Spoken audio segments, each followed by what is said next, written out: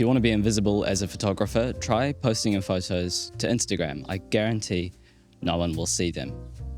Just kidding. Going unseen is pretty important for street photographers, but if you stop and think about it for a minute, it's actually quite useful for a lot of other flavors of photography. Think about protests, events, live music, weddings, and as much as we might like to think that we look really cool in our stage blacks with our 2-camera harness, the reality is that most of the time our job as a photographer is to be invisible. And I think that street photographers are a really good resource to take from when we're looking at how we can be more invisible. Just think, how the hell do street photographers get away with getting so close to their subjects without getting noticed and still getting candid shots of them? What are they doing differently to us? And how can we learn from their methods and their madness so that we can avoid disturbing the scene of a photo we're trying to take? Look, there's 2 approaches to street photography. There's the get yelled at a lot method, which I've tried.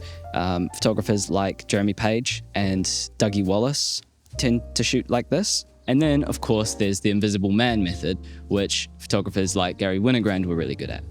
So let's talk about it. What are the stealthy photographers doing differently? They're still getting up close to the subject. They're not always shooting from the hip. So what do they do that lets them get away with being that close? Secret ingredient is magic. No, okay, not like Gandalf magic, but more like Penn and Teller magic. See, most of what we're doing here is misdirection and sleight of hand. Okay, so what exactly do you do? Well, a great magician never reveals his tricks. I guess I'm just a good magician then. Fine, I'm all right. Here are 3 fundamental techniques to avoid getting spotted as a photographer that kind of make you feel like you're Frodo wearing the ring, but like without the evil eye of Sauron part. Technique 1, the drive-by. This is the most basic of them all, but basically, as you're approaching somebody to take their photo, just keep the camera up attached to your eyeball as you take the photo and walk past.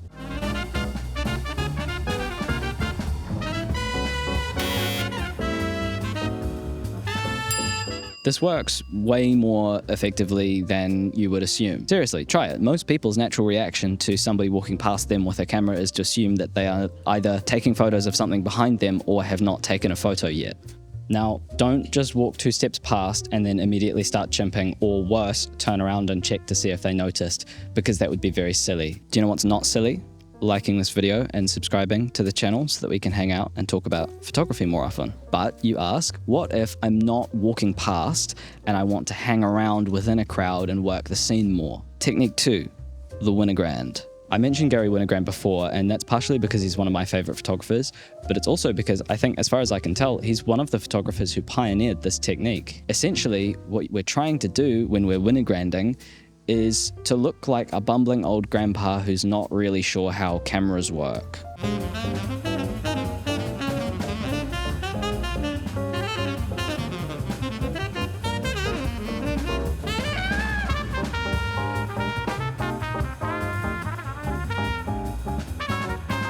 Now, one key here is to not look at the back of the camera, because it looks like you're looking at photos you've taken. Instead, look at the top of the camera.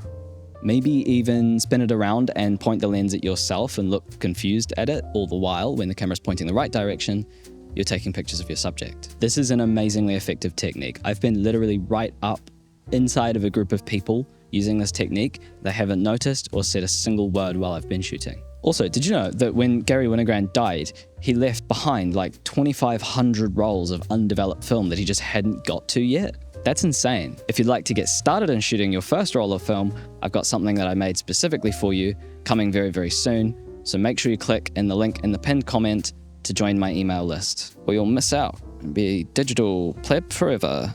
Now it's time for some seriously advanced magic. Technique 3, the aimbot. Okay, this is one of the most effective techniques, especially when you're really, really close, like as in sniffing distance. There's not a lot you can do to convincingly not be taking somebody's photo when you're that close, but this seems to work most of the time. As you take their photo, inside of the viewfinder, lock eyes with something above or behind them, like a building or a street sign, and then as you drop the camera from your eye in front of them, make sure that you are staring past them at that thing.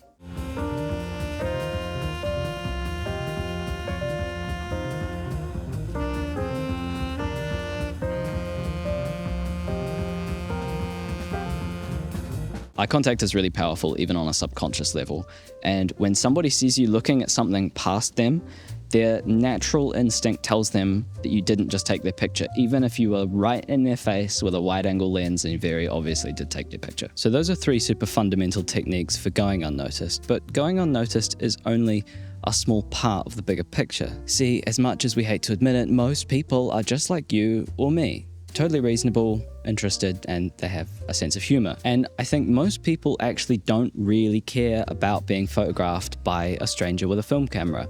What they do care about is being photographed by someone who looks nervous or creepy. When we're shooting street, we're not doing anything wrong. And it's really important for you to know that inside, deep in your heart, that you were just out having fun with a camera and going on a nice walk. And as long as you remember that, you will present yourself subconsciously in such a way where you smile and wave and you're having fun, and people will pick up on that and you won't come across creepy. Whereas if you just focus on stealth and you're trying your absolute best not to get spotted, and you feel like you're getting away with something, that will come across in your persona, in your body language, in the way you move and look, and it will make you look creepy, and more people will notice you. You should always be happy to just chat to people and tell them what you're doing, and if they ask if you took your photo, you say, yeah, you look really cool, do you want to see? This won't just make your photography better, it won't just make you a better candid photographer, but it will make you a more secure and more confident person. Some of the best friends I've got I made via talking to strangers on the street. So don't be frightened if someone says, did you just take my picture? To go,